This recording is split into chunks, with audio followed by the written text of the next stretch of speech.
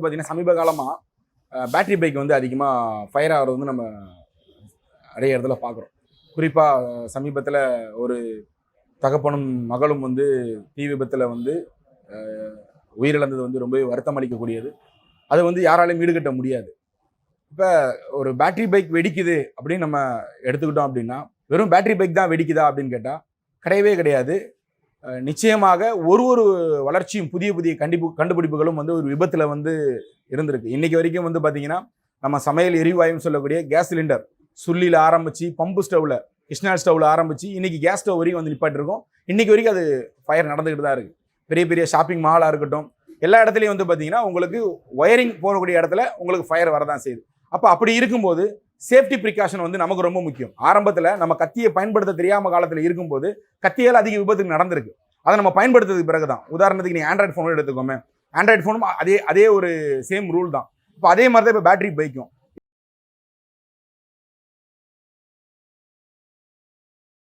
இப்போ நம்ம வாடிக்கையாளராகிய பயன்படுத்தக்கூடிய நம்ம இதை பற்றி மேஜராக நம்ம தெரிஞ்சிக்க வேண்டியது என்ன அப்படின்னு கேட்டிங்கன்னா, ஒரு பேட்டரி பைக் அப்படின்றது நார்மலாக ஒரு டாய்ஸ் கிடையாது. இப்போ நம்ம எடுத்துகிட்டு கொண்டு போய் நம்ம நடு வீட்டில் வச்சு நான் சார்ஜ் போடுவேன், நடு ஹாலில் வச்சு தான் இது பண்ணுவேன் அப்படின்றது வந்து பார்த்தீங்கன்னா ஒரு இன்னும் வந்து பக்குவப்பட வேண்டிய அது வந்து வாடிக்கையாளர்கிட்ட இருக்குதோன்றதா ஒரு கேள்வி.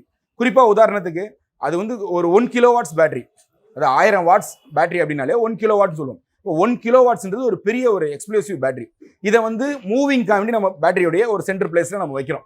இப்போ ஏரோடைனமிக் அடிப்படையில் அப்படி வைக்கிறாங்க அப்படின்னா அதை வந்து நீங்கள் சார்ஜ் போடுறீங்க. நார்மலாக வந்து ஒரு ஹீட் எனர்ஜின்றது நார்மலாக எல்லா இடத்துலையும் வரும். இப்போ பேட்டரியிலேருந்து கெமிக்கல் எனர்ஜி வெளியே வரும். அதன் மூலியமாக சில மாசுக்கள் இருக்க தான் செய்யுது. இப்போ எடுத்துகிட்டு கொண்டு போய் நடு வீட்டில் சார்ஜ் போடுறது இது ரொம்பவே தவறு. இப்போ ஒரு பேட்டரி பைக்கை மெயின்டைன்ஸ் பண்ணுறோம், அதே மாதிரி ஓட்டக்கூடிய ரைடர்ஸ் இவங்க 2 பேருக்கும், அதாவது ரெண்டுமே ஒன்று தான். இவங்களுக்கு தேவையான மேஜராக நம்ம பார்க்கறது அப்படின்னா 2 வகையாக நம்ம அதை பிரிச்சுக்கலாம். ஒன்று, வண்டி எப்படி ஓட்டணும், வண்டி எப்படி சார்ஜ் போடணும். ஏன்னா இப்போ நம்ம நார்மலாக பெட்ரோல் டேங்கில் போகும்போது நம்ம ஒரு சில டிப்ஸ் வச்சுருக்கோம். குறிப்பாக உதாரணத்துக்கு இப்போ பெட்ரோல் டேங்க் பங்குக்குள்ளே வரும்போது என்ன பண்ணணும், செல்ஃபோன் யூஸ் பண்ணக்கூடாது, அந்த கதிர்வீச்சின் மூலியமாக ஃபயர் ஆக்சிடென்ட் ஏற்படுது, நீங்கள் வந்து ஸ்மோக் பண்ணக்கூடாது. இது எல்லாமே எப்படி அங்கே ரெஸ்ட்ரிக்ஷன் இருக்கோ அதே நீங்கள் ஃபியூல் தான் என்ன பண்ணுறீங்க, சார்ஜ் பண்ணுறீங்க. அப்போ அந்த இடத்த நீங்கள் எப்படி இப்போ வீட்டுக்குள்ளே வந்து யாராவது பெட்ரோல் பங்க் வச்சுருப்போமா, வைக்க மாட்டோம். அப்போ அதற்கு உண்டான ரூல்ஸ் என்ன அப்படின்னு பார்க்கும்போது ஃபஸ்ட்டு மேஜராக இன்றைக்கி நம்ம எல்லாத்துக்குமே வந்து சார்ஜிங் அப்படின்றத எடுத்துக்கிட்டோம் அப்படின்னா, இன்றைக்கி மக்கள்கிட்ட ஒரு இலகுவான ஒரு தன்மை இருக்குது. நான் பேட்டரியை கழட்டி எடுத்துகிட்டு போய் நான் ஃப்ளாட்டில் இருக்கேன், மேலே இருக்கேன், வீட்டில் வந்து என்னால் வந்து கொண்டு போய் பண்ண முடியாது அப்படின்னும் போது பேட்டரியை தூக்கிட்டு போகணும்னு அவங்க விரும்புகிறாங்க. இப்போ இது வந்து பார்த்தீங்கன்னா மிகவும் ஒரு தவறான ஒரு செயல்னு கூட நம்ம சொல்லுவோம். காரணம்னா ஒரு பெரிய எக்ஸ்ப்ளோசிவ் நீங்கள் வீட்டுக்குள்ளே வச்சு சார்ஜ் போட போகிறீங்க. இப்போ யாராவது பெட்ரோல் கேனை கொண்டு போயிட்டு 1 லிட்டர் பெட்ரோல் டேங்க் கொண்டு போயிட்டு கேனை கொண்டு போய் வீட்டில் வச்சுருப்பாங்களா? அப்படி வைக்க மாட்டாங்க. அப்போ இங்கே என்ன கேள்வினா, பேட்டரியை முடிஞ்ச வரைக்கும் அவாய்ட் பண்ணுங்கள், எடுத்து கொண்டு போய் சார்ஜ் போடுறது. ஏன்னா உங்களுக்கு பேட்டரி அதிலே இருக்கிற வரைக்கும் ரொம்பவே சேஃப்டியாக இருக்கும். ரெண்டாவது, நம்ம வைக்கிற பொசிஷன் இருக்குல்ல, மாறும்போது உள்ள அதிர்வுகள் ஏற்படும். அது லெட் ஆசிடாகவே இருக்கட்டும், லெட் ஆசிட்டுக்கு வாரண்டியாக இருந்தாலும் கீழே விழுந்தாலும் என்ன ஆகாது, வாரண்டி உங்களால் கிளைம் பண்ண முடியாது. ஸோ இப்போ அதை வந்து மேஜராக நம்ம கணக்கு பண்ணணும். ஃபஸ்ட்டு எக்காரணத்தை கொண்டும் பேட்டரியை ரிமூவ் பண்ணாதீங்க அப்படின்றது முதல் பாயிண்ட். ரெண்டாவது என்ன அப்படின்னு கேட்டிங்கன்னா, சார்ஜ் போடணும் அப்படின்னு முடிவு பண்ணிட்டீங்கன்னா முடிஞ்ச வரைக்கும் அவுட் சைடில், இப்போ உதாரணத்துக்கு பெட்ரோல் வண்டி எங்கள் வெளியில் தானே விடுறோம், காத்தோட்டமாக விடுறோம், கேரேஜில் விடுறோம். இந்த மாதிரி கேரேஜில் விட்டு நீங்கள் சார்ஜ் போடுங்க. நீங்கள் இருக்கக்கூடிய லிவிங் பிளேஸில் வண்டியை நிப்பாட்டாதீங்க, வண்டி அங்கே சார்ஜ் போடாதீங்க. தயவு செய்து பேட்டரி பைக்கை டாய்ஸுன்றதை மறந்துடுங்க. நீங்கள் வந்து பேட்டரி பைக்குனா ஒரு வாழ்க்கையில் இருக்க எவ்ரிடி பேட்டரின்னு நினைக்கிறீங்க, அது கிடையவே கிடையாது. கிட்டத்தட்ட 1 கிலோவாட்ஸுக்கு மேலே இருக்கக்கூடிய பவர் அது. 1 கிலோவாட்ஸ்னால் 1 டன் அப்படின்றத நீங்கள் ஒரு புரிஞ்சுக்கிட்டாலே நமக்கு போதுமானதான். அதுக்கு அடுத்து எடுத்துட்டிங்கன்னா மோஸ்ட்லி கம்பெனிஸ் கொடுக்கக்கூடிய சார்ஜரை யூஸ் பண்ணுங்கள். இப்போ குறிப்பாக உதாரணத்துக்கு கம்பெனிஸ் கொடுக்கக்கூடிய சார்ஜர் ஏன் நம்ம ப்ரிஃபர் பண்ணுறோம் அப்படின்னா, இப்போ செல்ஃபோன்லேயே எடுத்துங்களேன், 5 ஆம்ஸ் சார்ஜர் இருக்குது. இப்போ சார்ஜரு ஒன்றுக்கு தகுந்த மாதிரி மாறுது. மொபைல் ஃபோன்லேயே வந்து பார்த்திங்கன்னா நம்ம ஒரே சார்ஜரை யூஸ் பண்ணுறது கிடையாது. ஆனால் பேட்டரியை பொறுத்த வரைக்கும் ஒரு கம்பெனி எப்படி தன்னை வந்து மாறுபடுத்தி காட்டுவாங்கன்னா, வோல்ட்டில் வந்து மாறுபடுத்தி காட்டுவாங்க. உதாரணத்துக்கு 48 வோல்ட்டில் ஒரு பேட்டரி ஓடும், அதுவே 51 வோல்ட்டில் பேட்டரி ஓடும். இதை வந்து எங்கள் டெக்னிக்கல் வேர்ட்ஸில் சொல்லும் போது 15S 16Sன்னு சொல்லுவோம். இது LiPF லித்தியம் பேட்டரியாக இருந்தால். அதுவே NMCயாக இருந்தது அப்படின்னா 13S 14Sன்னு சொல்லுவோம். இப்போது 48 வோல்ட் பேட்டரிக்கு வந்து 54 வோல்ட் சார்ஜர் கொடுப்பாங்க. அதுவே 51 வோல்ட் பேட்டரிக்கு வந்து பார்த்தீங்கன்னா 57 வோல்ட் சார்ஜர் கொடுப்பாங்க. இப்போ நீங்கள் அந்த கம்பெனி அவங்களுக்கு தெரியும் எந்த பேட்டரிக்கு எந்த சார்ஜர் போடணும்ட்டு. நீங்கள் மாறுதலாக வேற ஒரு சார்ஜர் எடுத்து போட்டிங்கன்னா வச்சுங்க, 54 வோல்ட்டுக்கு, அதாவது 48 வோல்ட்டுக்கு 54 வோல்ட் சார்ஜர் போடாமல் 57 சார்ஜர் போடும்போது என்ன ஆகும்னா ஓவர் சார்ஜ் ஆகும். அப்படி ஓவர் சார்ஜ் ஆகும்போது பிஎம்எஸ் எவ்வளோதான் கட் ஆஃப் பண்ணாலும் குறிப்பிட்ட தூரத்துக்கு மேலே தன் கை மீறி அது என்ன ஆகும் அப்படின்னு கேட்டால் எக்ஸ்ப்ளோசிவ் ஆகிறதுக்கு நிறைய வாய்ப்புகள் இருக்குது. தயவு செய்து நோட் பண்ணிக்கிங்க. உங்களுக்கு 1க்கு 2 சார்ஜர் கூட வாங்கி வச்சிங்க. கடன் வாங்கி அவங்க வண்டியில் இதே சார்ஜர் தானே, இதே சார்ஜர் தானே, தயவு செய்து யூஸ் பண்ணாதீங்க. அது முடிஞ்ச வரைக்கும் அவாய்ட் பண்ணிங்க. அடுத்தது நம்ம பெரும்பாலும் செய்யக்கூடிய தவறு என்ன அப்படின்னு கேட்டிங்கன்னா ஓவர் நைட் சார்ஜ் போடுறது. குறிப்பாக உதாரணத்துக்கு நான் செல்ஃபோன் யூஸ் பண்ணுற மாதிரி பண்ணுறேன், நைட்டு விடிய சார்ஜ் போடுறேன். அப்படி போட வேண்டிய அவசியமே கிடையாது. உதாரணத்துக்கு ஒரு 2 மணி நேரம் போடுங்க. 2 மணி நேரம் போட்டுட்டு பயன்படுத்திக்கிங்க. மறுபடியும் தேவைப்படும் போது மட்டுமே சார்ஜ் போடுங்க. உங்கள் கண் பார்வைக்கு சார்ஜ் போடுங்க. நான் சார்ஜ் போட்டு நைட்டு விடிய தூங்கிடுவேன், மறுநாள் காலையில் எழுந்தி போனால் வண்டி இருக்காதுங்க. அதாவது ஓவர்லோடு ஆகும்போது அது முடிஞ்ச வரையும் ஸ்டாப் பண்ணும். அதற்கு பிறகு ஆட்டோமேட்டிக்காக என்ன ஆகும்னா லோடு உள்ளே போக போக போக போக ஸ்டாப்பிங் எல்லா இடத்துலையுமே நம்ம நார்மலாக உங்களுக்கு செல்ஃபோனில் வர அதே லித்தியம் பேட்டரி தான் இதுலேயும் வருது. அவங்க கொடுக்குற அதே இன்ஸ்ட்ரக்ஷன் தான். நைட்டு ஓவர் சார்ஜ் போடாதீங்க, தயவு செய்து ஓவர் சார்ஜ் போடாதீங்க. அதை உங்களால் என்ன கண்ட்ரோல் பண்ணவே முடியாது. அதுக்கடுத்து பார்த்தீங்கன்னா இப்போ நார்மலாக ஃபாஸ்ட் சார்ஜிங் அதிகமாக விரும்புகிறோம். நேரத்தை நம்மளால் சேவ் பண்ண முடியல, சார்ஜிங் ரொம்ப வேகமாக இருக்கணும் அப்படின்னு சொல்லிட்டு ஃபாஸ்ட் சார்ஜிங் போகிறோம். உதாரணத்துக்கு இப்போ 48 வோல்ட் 30 AH பேட்டரிலாம் எடுத்துக்கிட்டோம்னா மினிமம் 6 ஆம்ஸ் சார்ஜர் போடுவாங்க. அது கனெக்ட் பண்ணி பார்த்தீங்கன்னா உங்களுக்கு 4 ஹவர்ஸில் ஏறுற மாதிரி. இப்போ இன்கேஸ் அவங்க என்ன பண்ணுவாங்கன்னா எனக்கு ஃபாஸ்ட் சார்ஜிங் வேகமாக 10 ஆம்ஸ் போடுவாங்க.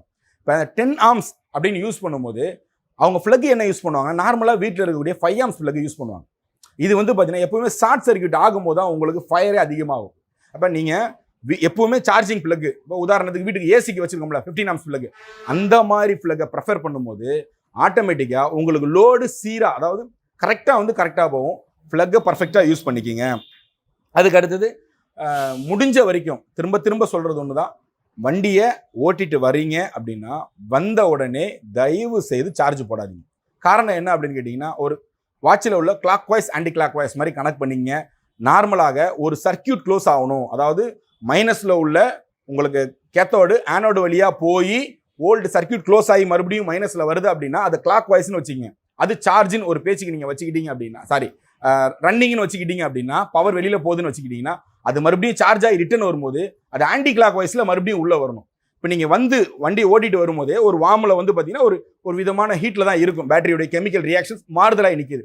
நீங்கள் சடனாக உள்ள தூக்கி மாற்றி கொடுக்கும்போது இது கரெக்டாக இருக்குமான்னு தெரியல, வாந்தி எடுக்கும் போதே சாப்பிட்டா எந்த மாதிரி ஒரு ரியாக்ஷன்ஸ் நம்மளுடைய உடம்புல ஏற்படுமோ இதே தான் பேட்டரிக்கு இங்கே மேஜராக ஏற்படுது. உதாரணத்துக்கு நான் வண்டி ஓட்டிக்கிட்டே இருக்கும்போது இப்போ என்னுடைய ஸ்டூடெண்ட்ஸ் நிறைய பேர் கேட்டுறாங்க, ரன்னிங்லேயே சார்ஜ் பண்ண முடியுமா அப்படின்னு சொல்லிட்டு. நிச்சயமாக பண்ண முடியும், ஆனால் அது வேற பேட்டரியாக இருக்கணும். 2 பேட்டரி யூஸ் பண்ணி ஒரு பேட்டரியை நீங்கள் பவருக்கு யூஸ் பண்ணிக்கணும், இன்னொரு பேட்டரியை ரன்னிங்கில் சார்ஜ் பண்ணணும். ஒரே பேட்டரியை கண்டினியூவாக பண்ணும்போது ஆட்டோமேட்டிக்காக அதால் முடியாதுன்றதான் உண்மை. ஸோ அதே தான், நீங்கள் வண்டியை ஓட்டிட்டு நிறுத்தி ஒரு 10 நிமிஷம் ஒரு 15 நிமிஷம் அப்படி ஒன்றும் அவசரம் இல்லை, நிப்பாட்டிட்டு ஆட்டோமேட்டிக்காக அது ஸ்டெபிலிட்டியாக ஸ்ட்ரைட்டாக வந்ததுக்கு பிறகு ஆட்டோமேட்டிக்காக சார்ஜ் போட்டிங்க அப்படின்னா ரொம்பவே பர்ஃபெக்டாக இருக்கும். இது ரொம்ப முக்கியமாக நீங்கள் நோட் பண்ணிக்க வேண்டியது.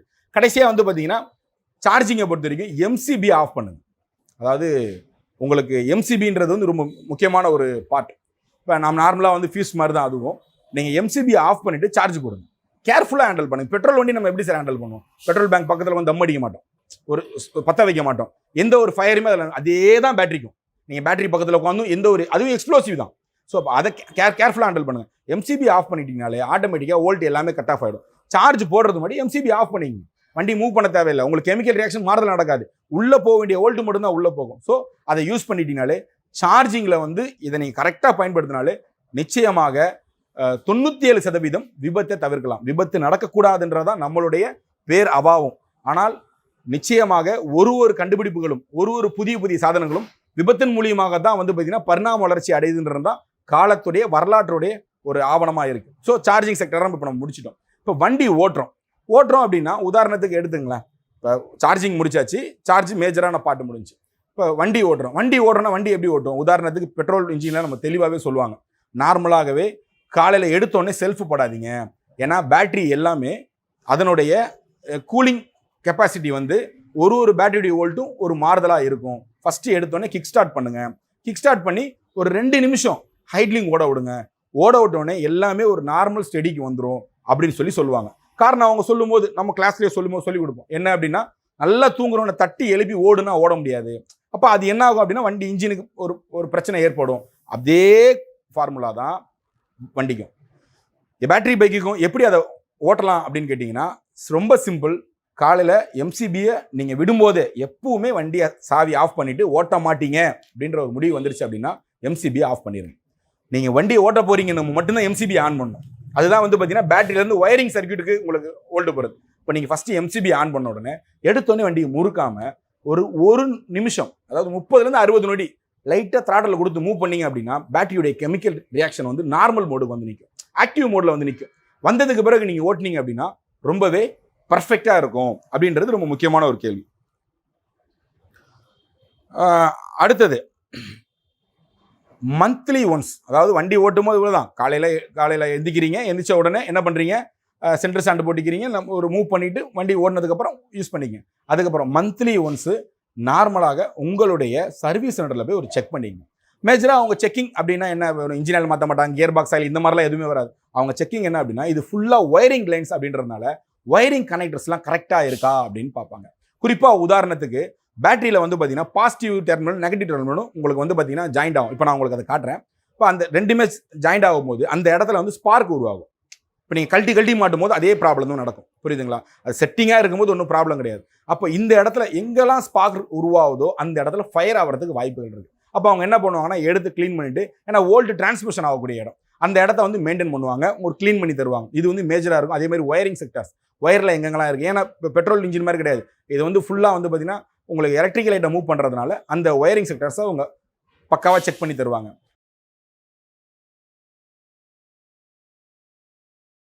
வெயில் காலத்தில் வண்டி ஓடலாம், ஆனால் மழை காலத்தில் பேட்டரி பைக்கை ரொம்பவே பக்குவமாக நீங்கள் மெயின்டைன் பண்ணணும். குறிப்பாக உதாரணத்துக்கு பேட்டரியில் தண்ணி முழுகாத மாதிரி தான் வைக்கணும். அதுக்கு ஆல்ரெடி இப்போ வாட்டர் ப்ரூஃப் கேசிங்லாம் கொடுத்துட்டாங்க, அது பெரிய விஷயம் இல்லை. ஆனால் ஹப்பு வருது பார்த்தீங்களா, ஹப்பு வந்து நீங்கள் தண்ணி முழுக கூட ஓட்டி கொண்டு போகலாம். ஆனால் வந்த உடனே, ஏன்னா அது வாட்டர் ப்ரூஃப் தான், பட் ஆனால் IP67 கிடையாது. வந்த உடனே தொடச்சிட்டு கொஞ்சம் தேங்காய் எண்ணெய் போடுறது சிறந்தது. முடிஞ்ச வரைக்கும் ஃபுல்லாக ஹப்பு ரொம்புற அளவுக்கு தண்ணி படாமல் ஓட்டுறது வண்டிக்கு மிகவும் சிறந்தது. ஸோ இப்போ நார்மலாக என்ன பார்த்துட்டோம், சார்ஜிங்கும் பார்த்துட்டோம், வண்டி ரன்னிங்கும் பார்த்துட்டோம். ஃபைனல் டச், வண்டி போகிறீங்க, திடீர்னு வண்டியில் ஸ்பார்க் ஆகிற மாதிரி ஒரு ஃபயர் ஆகுது, நடக்காதுன்னு எதுவுமே கிடையாதுல்ல. இப்போ வீட்டில் இருக்க ஏசி வெடிக்காமல் இருக்காது, பல்ப் வெடிக்காமல் இருக்காது, ஓவர் ஷார்ட் சர்க்யூட் ஆனால் எல்லாமே நடக்கும். இப்படி நடந்துருச்சு அப்படின்னா முக்கியமாக நீங்கள் செய்ய வேண்டியது, பதட்டப்பட்டு அடுத்தவங்க மேலே போட்டுட்டு நீங்கள் தப்பிக்கிறத விட வண்டியை ஓரமாக விட்டுட்டு எம்சிபி ஆஃப் பண்ணிவிட்டு, உங்களுக்கு தெரியுது ஒரு ரியாக்ட் தெரியும், வண்டியை ஓரம் விட்டுட்டு எம்சிபி ஆஃப் பண்ணிவிட்டு நீங்கள் உங்கள் டெக்னீஷியனை உடனே கூப்பிட்றது மிகவும் சிறந்தது. இது நார்மலாக எல்லா வண்டிக்குமே சொல்கிறது தான். இப்போ என்ன பண்ணோம்னா பதட்டப்பட்டு எங்கேயாவது கொண்டு போய் விட்டுருவோம். இது தேர்ட் பார்ட்டிக்கு, இப்போ இன்சூரன்ஸை சொல்லுவாங்க first party, second party, third party அப்படின்னு சொல்லிட்டு.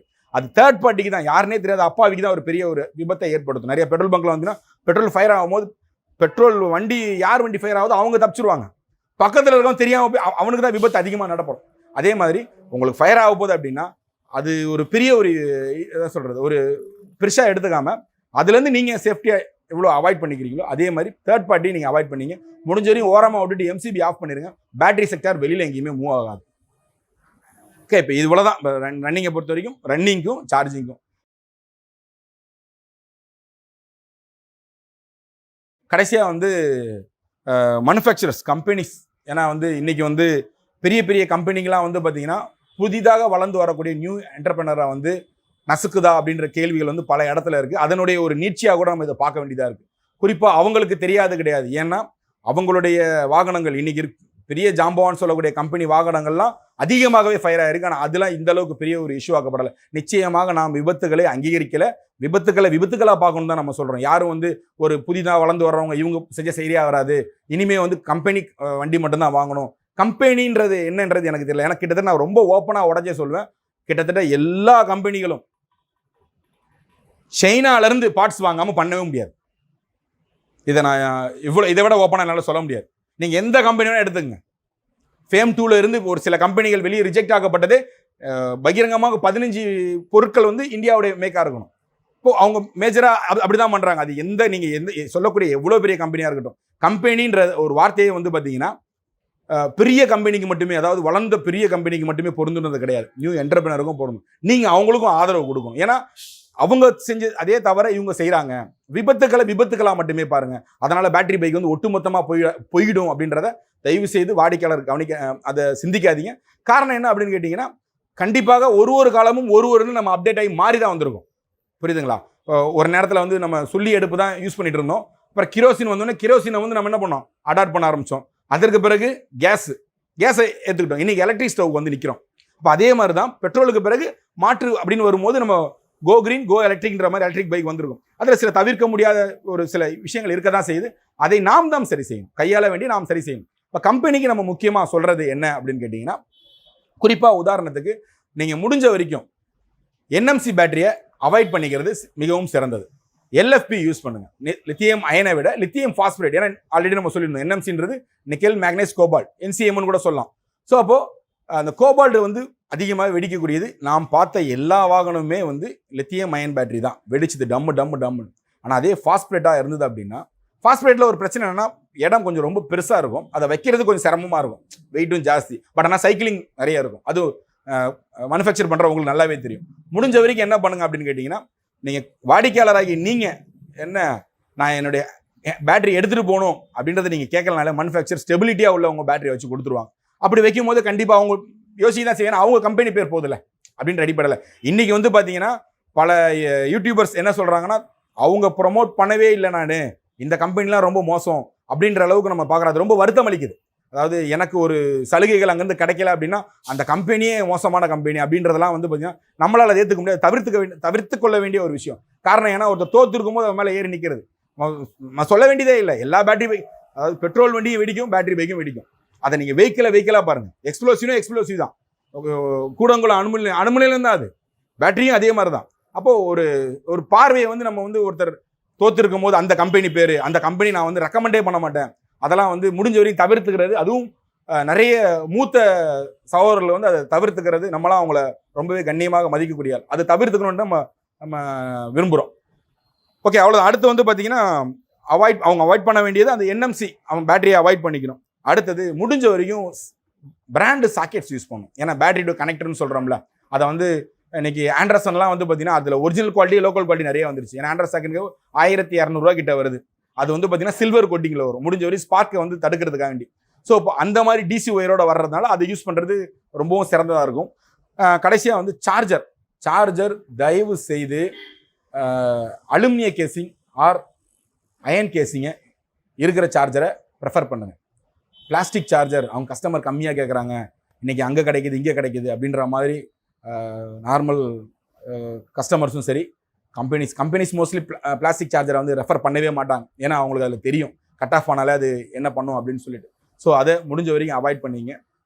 லாஸ்ட், முடிஞ்ச வரைக்கும் first party, second party, third party எல்லா வண்டிகளுக்கும் இன்சூரன்ஸ் பண்ணிக்கிங்க. இன்சூரன்ஸ் என்பது மிகவும் முக்கியமான ஒரு விஷயம். இப்போ இது வரைக்கும் நம்ம பேட்டரி பைக் தொடர்பாக உங்களுக்கு சொன்னது புரிஞ்சிருக்கும்னு நினைக்கிறேன். கண்டிப்பாக விபத்துக்கள் இல்லாத பேட்டரி உலகத்தை நாம் உருவாக்கும். நன்றி.